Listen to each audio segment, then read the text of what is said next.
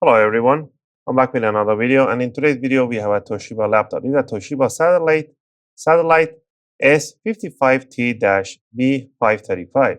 And in this video I'm going to go really quickly over how you can remove the battery from this laptop and how you can replace it. And just remember, when you remove the battery and you power on it will give you a text saying that date and time are reset. So people, once you go to the Windows, set your date and time, and you restart, it's going to activate and it's going to set up automatically.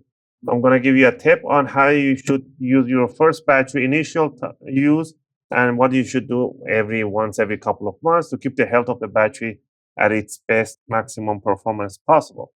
All right, so it's going to be a really quick video.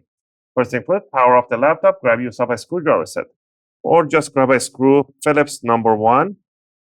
And what you want to do down here on the back, you want to remove 2 screws that are close to the battery in here, with the battery at the back. You want to remove these 2 screws. Both of the screws are the same size and height, so don't worry about mismatching them. Once you remove them, put your fingers on this place here and just slide it backward. And the battery will come out pretty easy. All right, and the model for this one, it will tell you right in the corner here. It says battery model. Let me see, model number. This is a pretty long number. It's a PA5195U-1BRS. So I'll try to get the link for the compatible battery for this one, and I will leave it in a video description in case you want to purchase yours. All right, now let's say that you got the new battery in. You want to bring it and slide it inward, straight in, and you want to put the 2 screws right over the battery. Now, once you have the battery installed, you don't want to power on the laptop right away.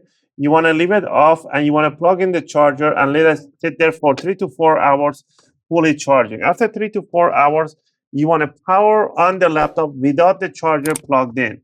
And after that, you want to drain the battery, slowly bring the brightness down, put a small load, let it drain down to 20 or 30%. After that, you want to power it off and again connect the charger and let it charge for another 4 to 5 hours.